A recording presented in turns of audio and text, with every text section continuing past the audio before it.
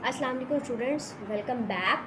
हमने यहाँ पे छोड़ा था पाकिस्तान मूवमेंट को, यहीं से हम स्टार्ट करते हैं।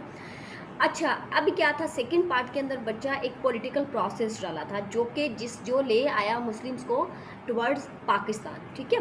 अच्छा, अब वन बाय वन मैंने यहाँ पे ये टोटल 15 पॉइंट्स हैं जहाँ पे हम पाकिस्तान को आज़ाद करवाएंगे कि पाकिस्तान एक सेपरेट होमलैंड कैसे बना। मेरे साथ बंधे रहिए, हम इंशाल्लाह इसको वन बाय वन एक्सप्लेन करते हैं। First one, separate electorate under Shimla deputation. कैसे? आपको पता है बच्चे, पिछली स्टोरी मैंने आपको बताई है, बहुत सारे ऐसे इंसिडेंट हुए, मुस्लिम जो थे वो अपने आप को इनसिक्योर फील कर रहे थे, उनका जो फ्यूचर था वो सिक्योर नहीं लग रहा था। मुस्लिम्स ने क्या कहा? मुस्लिम्स ने कहा कि जब तक हमें जो है, क्योंकि था पहले क्या था कि जब 1862 की जो लेजिस्लेशन थी उसमें भी और 1892 की जो लेजिस्लेशन थी उसमें हिंदू तो आ चुके थे, मुस्लिम्स नहीं थे। फिर 1864 के अंदर उर्दू हिंदी कंट्रोवर्सी भी आ चुकी थी, फिर इंडियन नेशनल कांग्रेस भी बन चुकी थी, फिर पार्टीशन ऑफ बंगाल भी हो चुकी थी। मुस्लिम्स के लिए ये एक बहुत बड़े लेसन्स थे। अब मुसलमानों ने क्या किया, उन्होंने शिमला डेपुटेशन के अंदर सर आगा खान की सरबराही में जो है वो सेपरेट इलेक्टोरेट डिमांड किया कि भाई हमें सेपरेट इलेक्टोरेट दिया जाए, ताकि क्या करते थे, मुस्लिम जो थे वो अपने फ्यूचर को सेफ गार्ड करना चाहते थे। ठीक है, वो अपने फ्यूचर को सेव करना चाहते थे और रिप्रेजेंटेशन चाहते थे किसमें, इन द लेजिस्लेचर के अंदर और अदर जो जितनी भी रिप्रेजेंटेटिव बॉडी थी। ठीक है, उसमें जो मुसलमानों को मिला सेपरेट इलेक्टोरेट किसके अंदर, 1935 जो थी 1909 की मिंटो मार्ले रिफॉर्म्स आई थी, उसमें ब्रिटिश ने मुसलमानों को सेपरेट इलेक्टोरेट दे दिया और मुसलमानों ने साथ ही 1906 के अंदर अपनी जो थी मुस्लिम लीग इस्टेब्लिश कर ली, अपनी जमात बना ली कि अपने आप को और स्ट्रॉन्ग कर लें, इंडियन नेशनल कांग्रेस पे खुद को ना रखते रहें। ठीक है। अच्छा बच्चे, अब उसके बाद क्या हुआ कि जो कायदे आज़म था उस वक्त उभर के एक लीडर, बहुत ज़बरदस्त लीडर आ चुका था और कायदे आज़म ने अटमोस्ट एफर्ट की कि वो हिंदू मुस्लिम की यूनिटी हो सके और उसकी जो एफर्ट है वो रंग लाई लखनऊ पैक्ट के अंदर। ठीक है, लखनऊ पैक्ट के अंदर ये जो पैक्ट था बच्चे, ये क्या था कि ये इसमें मुसलमानों ने जो थे वो अपनी फुल जो कॉपरेशन थी वो हिंदुओं के साथ की और उसका रिजल्ट ये निकलता है कि लखनऊ पैक्ट आया 1916 के अंदर। फर्स्ट एवर इन हिस्ट्री जो थे हिंदू थे वो विलिंगनेस उन्होंने शो की थी to accept Muslims demand and gave their approval to the scheme of separate electorate. ठीक है, ये जो एटमॉस्फेयर था कॉपरेशन का, ये मुस्लिम्स और हिंदुओं का जो था वो एक बहुत ज़बरदस्त था और उसको अप्रिशिएट किया गया। बट ये क्या था, it could not last very long, क्योंकि जो गांधी था उसने बिट्रेल कर दिया था। क्यों बिट्रेल कर दिया था? खिलाफत मूवमेंट के अंदर जब मुसलमानों को बहुत ज़्यादा ज़रूरत थी, जो ब्रिटिश के खिलाफ लॉन्च की थी मूवमेंट, अपने जो ओटोमन अम्पायर थे उनकी हमदर्दी में मुसलमानों ने, और उसका बिट्रेल जब किया तो उस वक्त जो थी गांधी ने नॉन कॉपरेशन मूवमेंट चलाई और खिलाफत मूवमेंट जो थी वो इसके नतीजे में फेल होगी। यहाँ से जो 1916 का लखनऊ पैक्ट की यूनिटी थी वो ख़त्म हो गई। ठीक है, ये फर्स्ट एवर जो डॉक्यूमेंट था, फर्स्ट एवर हिस्ट्री में और लास्ट एवर डॉक्यूमेंट था जिसने यूनिटी को शो की। यहाँ पर थोड़े अरसे के लिए, थोड़ी देर के लिए लगा मुस्लिम्स को कि शायद हम यूनाइटेड रह सकते हैं, बट इट वाज इम्पॉसिबल। ठीक है, क्योंकि हिंदू जो था वो हिंदू बनिया शुरू से ही बहुत ज़्यादा क्लेवर था, अपने इंटरेस्ट की बात करता था। अभी क्या हुआ, यूनिटी तो ख़त्म हो गई। अब मुस्लिम्स को फिर से क्या हुआ कि मुस्लिम्स को लगा कि अब हमें अपने सेंटिमेंट्स को सिक्योर करना चाहिए। उसी दौरान क्या थी, कुछ हिंदू एक्सट्रीमिस्ट मूवमेंट जो थी बच्चे वो भी चल रही थी, स्टार्ट हो गई थी। जैसे हिंदू महासभा 1921 में उभर कर सामने आई, शुद्धि मूवमेंट जो थी वो उभर कर सामने आई। ठीक है, हिंदू महासभा जो थी वो पंडित मदन मोहन मलाविया, ठीक है, मूंजी, पंडित मदन मोहन मलाविया मूंजी इसका फाउंडर था। ठीक है, उसने ये ऑर्गेनाइजेशन बनाई थी और ये बड़ी पॉपुलर हो गई थी हिंदुओं के बीच में। ठीक है, हिंदुओं के बीच में, क्योंकि ये एक बड़ी नैरो माइंडनेस सी और हेट्रेड सी ऑर्गेनाइजेशन थी जो कि हिंदू सेंटिमेंट्स को बहुत ज़्यादा प्रमोट करती थी। ठीक है, दूसरी तरफ शुद्धि मूवमेंट आई बच्चे। शुद्धि मूवमेंट जो थी वो क्या थी, उसका क्या था कि जो मुस्लिम्स हैं उनको हिंदुइज्म में कन्वर्ट किया जाए।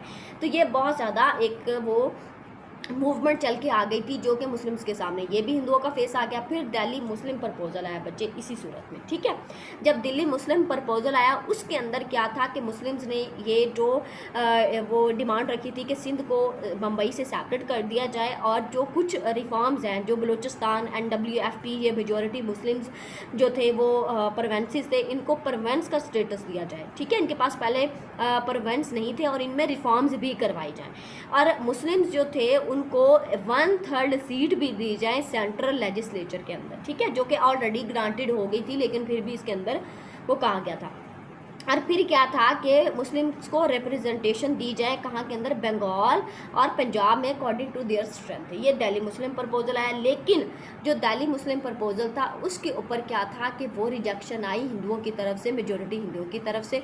और नेहरू रिपोर्ट और 14 पॉइंट्स एक बहुत काउंटर जो है वो एक इनकाउंटरिंग जो डॉक्यूमेंट्स हैं। अब जो बच्चे नेहरू रिपोर्ट थी, नेहरू के नाम से पता चल रहा है कि वो पर्टिकुलर एक हिंदू रिपोर्ट थी, जिसमें एक तो पहले उन्होंने एक फुल रिस्पॉन्सिबल गवर्नमेंट डिमांड की, ठीक है, गांधी ने एक नेहरू ने एक फुल रिस्पॉन्सिबल गवर्नमेंट जो डिमांड की सेल्फ गवर्नमेंट पे। दूसरे वो कहता था कि जो सेपरेट इलेक्टोरेट मुस्लिम यहाँ से पहले दिन से मांग रहे हैं उनको ज्वाइंट इलेक्टोरेट में भाई कर दिया जाए, जो कि मुसलमानों को तो बिल्कुल इसमें कबूल नहीं था, ठीक है। फिर हाँ, ये डिमांड ठीक थी कि सिंध को मुंबई से अलग कर दिया जाए और नया सूबा बना दिया जाए, ये ठीक थी, ठीक है। और NWFP और बलोचिस्तान जो है उसको भी जो है वो सेपरेट जो है वो प्रोविंस का स्टेटस दे दिया जाए। लेकिन जो था वो बट एक यूनिटेरी फॉर्म ऑफ गवर्नमेंट उसने नेहरू ने मांगी सेंट्रल लेवल पे, जो कि मुसलमानों को काबिल कबूल नहीं थी। और हिंदी को उसने कहा कि ऑफिशियल लैंग्वेज बना दिया जाए, जबकि हम तो ऐसा नहीं चाहते थे कि हिंदी को ऑफिशियल लैंग्वेज बना दिया जाए, हम तो अपनी उर्दू को चाहते थे। उसके रिज़ल्ट में क्या हुआ कि कायदे आज़म ने 14 पॉइंट्स दिए। अब कायदे आज़म ने क्या कहा, उसने कहा कि भाई तू अपने डिमांड अपने पास रख, हमें अपनी डिमांड चाहिए, जो कि क्या था वो एक तरह का जो डिमांड्स थी बाद में वही पाकिस्तान की शेप में फुलफिल्ड हो, ठीक है। वो जो 14 डिमांड थी, जिसमें ये भी था कि सिंध को मुंबई से अलग किया जाए, जिसमें ये भी था कि खैबर जो NWFP और बलूचिस्तान के अंदर रिफॉर्म्स भी करवाई जाएं, उसमें ये भी था कि मुस्लिम्स जो हैं वो उनको डिफरेंट सर्विसेज में भी जगह दी जाए। मुस्लिम्स को ये भी कहा गया कि उनको जो है वो जो सेंट्रल और प्रोविंशियल लेवल के ऊपर उनको 1/3 जो है वो रिप्रेजेंटेशन भी दी जाए, वो भी इंक्लूड था, ठीक है। उसके अंदर जो है मुसलमानों को ये भी किया गया कि जो है वो मुसलमान जो है वो जो कोई भी बिल पास होगा, कुछ भी होगा, तो उसमें भी उनको मुसलमानों को रिप्रेजेंटेशन चाहिए, ठीक है। तो ये जो था वो डिफरेंट डिमांड्स पर मुश्तमिल एक जो 14 पॉइंट्स थे कायदे आज़म के, ठीक है। अच्छा, उसके बाद क्या हुआ, 1930 में इलाहाबाद एड्रेस आ गया, जिसमें बच्चे फाइनली एंड जो वो ओपनली जो था वो इलामा इकबाल ने क्या कहा, उसने कहा हमें सेपरेट होमलैंड चाहिए।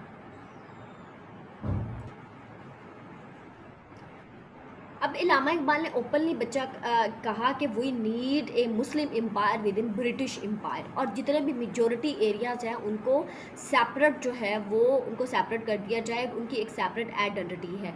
ये बताना था कि हम अब मर्ज नहीं हो सकते, हमें यूनिटी में नहीं रहना, हमें जो है वो एक सेपरेट होमलैंड चाहिए।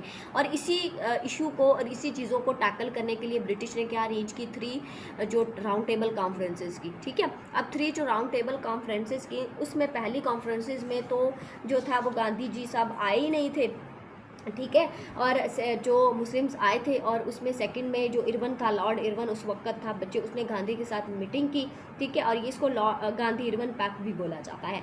और उसके जो डिमांड्स थी कांग्रेस की मानी और मान के सेकंड राउंड टेबल में लेके आया। लेकिन इन 3 राउंड टेबल कॉन्फ्रेंसेस से वो खातर खा जो है वो हिंदुओं ने नहीं एग्री किया मुस्लिम्स की डिमांड को, और मुस्लिम्स के जो वो चाहते थे राइट्स को उनको एक्सेप्ट नहीं किया।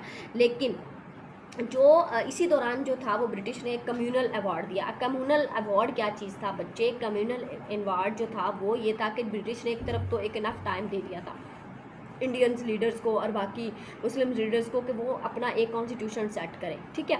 लेकिन उसी दौरान जो है वो उन्होंने अपनी एक स्कीम पेश की थी, जिस स्कीम को कहा जाता है कम्युनल अवार्ड। ये अगस्त 1932 को दी गई थी, ठीक है।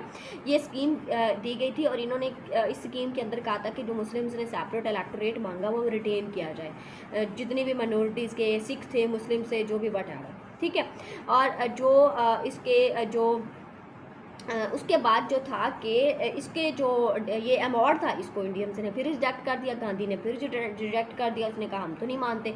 और इन राउंड टेबल कॉन्फ्रेंसेस से जो क्रक्स निकला था उसका एक क्रक्स दे के 1935 का एक्ट आ गया, जो हम ऑलरेडी बेटा डिस्कस कर चुके हैं।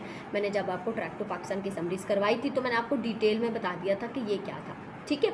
लेकिन 1935 के एक्ट के बाद कांग्रेस राज कायम हुआ, क्योंकि इलेक्शन हुए 8 सूबों के अंदर जो थी कांग्रेस, वो अपना जो इलेक्शन है बच्चे जीत गई, और जीतने के बाद गवर्नमेंट किसकी आ गई, कांग्रेस की आ गई। कांग्रेस ने अब क्या किया बच्चे, उसने बहुत सारी स्कीम्स लाई, बहुत कुछ किया। जैसे आप ये पहले भी मैं बता चुकी हूँ, एक तो वंदे मातरम चलाया, ठीक है। ये वंदे मातरम एक सॉन्ग था, ठीक है, कुछ अगेंस्ट मुस्लिम्स एंड देयर, जो मुस्लिम्स का जो इसके अलावा रिलीजन्स और इस्लाम के खिलाफ, ठीक है। ये एक बंगाली नॉवलिस्ट था, बैंकम चैटर्जी, ये पूछ सकता है एग्जामिनर आपको पेपर के अंदर। बैंकम चैटर्जी था, उसका अनादा मैथ एक उसका नावल है, उसके अंदर इसने ये जो है वो एक वॉर, एक तरह से कह लो कि ये एक तरह की वॉर थी अगेंस्ट मुस्लिम्स। उन्होंने जो वंदे मातरम को इम्पोर्टेंस दी, फिर उन्होंने वर्धा स्कीम चलाई। अब बच्चे जो वर्धा स्कीम थी वो क्या था, ये एक आउटकम था गांधी की फ़िलॉसफी का, ठीक है, एक हिंदू नेशनलिज्म को अप्रोच करने का, वायलेंस किए बगैर, और जो है वो इनके जो यंग माइंड थे उनको कैप्चर करके उनको हिंदुज़म में कन्वर्ट करना, उनके ऊपर हिंदुओं की फ़िलासफ़ी को जो है वो हावी करना, ये वर्धा स्कीम थी। ये एक बहुत बड़ा अटैक था। फिर विद्या मंदिर स्कीम थी। विद्या मंदिर अनदर अटैम्प्ट थी कि मुस्लिम कल्चर को रेज़ किया जाए, ठीक है, और एक नया अजीब किस्म का जो है उनके अकॉर्डिंग एजुकेशन सिस्टम इंट्रोड्यूस करवाया जाए, जिसको विद्या मंदिर स्कीम कहा जाता है, ठीक है। इसमें जो नॉन हिंदूज़ थे उनको हिंदुज़म में कन्वर्ट किया जाता था, और ये एक तरह का स्कूल, कॉलेज और एजुकेशनल लेवल का इंस्टीट्यूशन था। अच्छा, उसके बाद क्या था कि उन्होंने हिंदू मुस्लिम रूट्स भी बड़े करवाए थे, जो कि मैंने यहाँ पर नहीं किए। और फिर यहाँ पे क्या था कि वो एक 3 कलर का जो है 3 कलर फ्लैग था, वो होस्ट जो है वो किया जाने लगा, जो कि एक हिंदुओं का फ्लैग था, मुस्लिम्स के फ्लैग को कोई आइडेंटिटी था, रिमूवल था मुस्लिम्स के फ्लैग के लिए। अच्छा, यहाँ पे अब जो मुस्लिम्स थे उन्होंने ठान ली कि अब जो है वो ऐसा हम नहीं कर सकते। और भी बहुत सारी चीज़ें हैं, जैसे काओ, प्रोटेक्शन ऑफ काओ चलाया था उन्होंने, ड्रेस एथिक्स, लिविंग स्टैंडर्ड, पैटर्नर, सब कुछ थे जो था वो हर जगह पे अपना हिंदुओं का कल्चर, आर्ट और स्कीम सारी थी वो, कि मुस्लिम्स के राइट्स को बिल्कुल प्रमोट नहीं किया।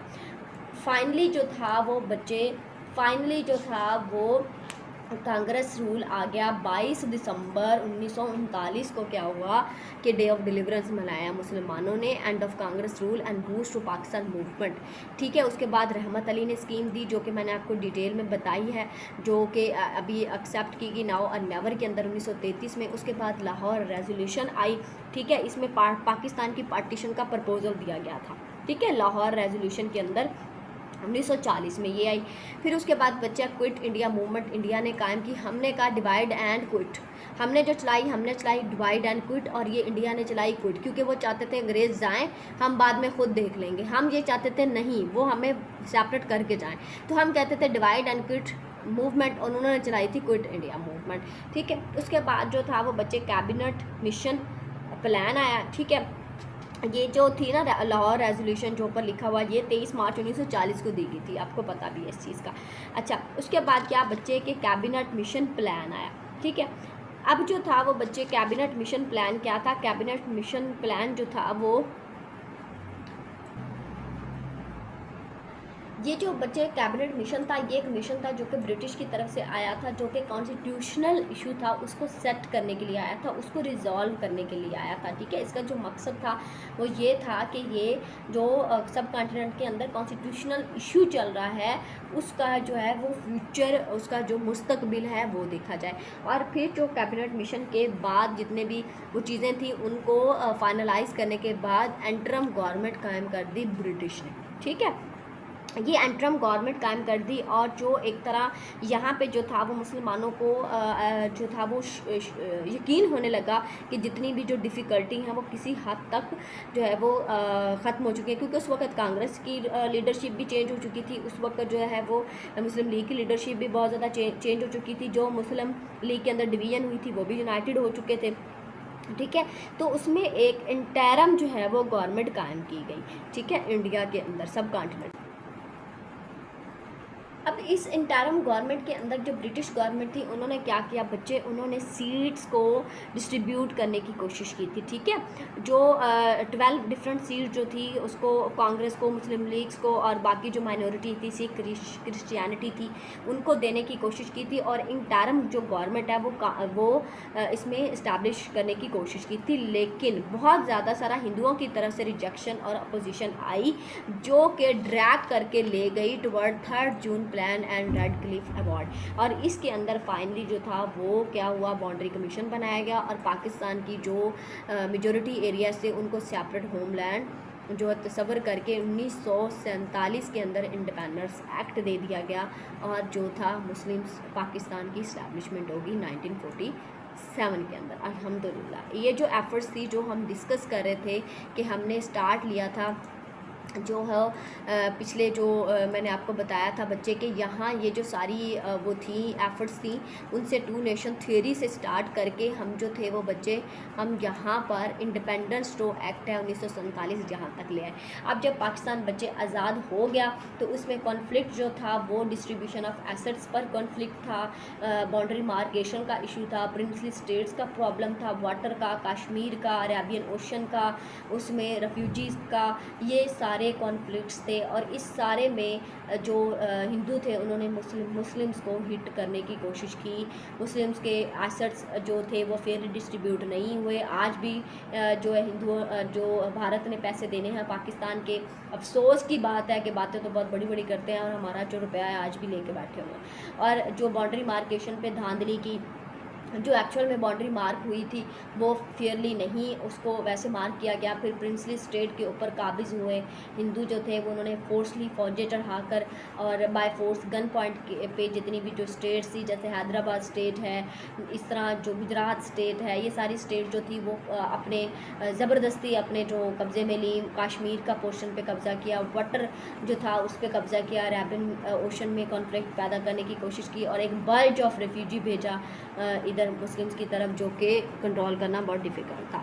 तो ये था बच्चे पाकिस्तान मूवमेंट। अगर ये क्वेश्चन आपके आता है एग्जामिनर ने तो पूछता है अगर, तो आपने बेटा इसको ऐसे ही लेकर जाना है और सारे जो पॉइंट्स हैं जहाँ जहाँ जो पाकिस्तान को लीड जो करने वाली जो डिमांड है वो रेज़ होती है, आपने उसको हाईलाइट करना है। इससे रिलेटेड अगर कोई क्वेश्चन हो बेटा तो मेरे से लाजमी पूछिएगा। अल्लाह ताला आपका हामी और नासिर हो। मैं अपनी दोस्ती को शहर में रिसवा नहीं करता, मोहब्बत मैं भी करता हूँ मगर चर्चा नहीं करता। जो मुझसे मिलने आ जाए मैं उसका दिल से खादिम हूँ, जो उठ कर जाना चाहे मैं उसे रोका नहीं करता। जिसे मैं छोड़ देता हूँ उसे फिर भूल जाता हूँ, फिर उस हस्ती की जानिब मैं कभी देखा नहीं करता। तेरा इसरार सर आँखों पर कि तुमको भूल जाऊँ मैं कोशिश करके देखूँगा मगर वादा नहीं करता। मैं अपनी दोस्ती को शहर में रिसवा नहीं करता, मोहब्बत मैं भी करता हूँ मगर चर्चा नहीं करता। अपना ख्याल रखिएगा बच्चे। अल्लाह ताला आपका हामी नासिर हो, अल्लाह ताला आपको कामयाब करे।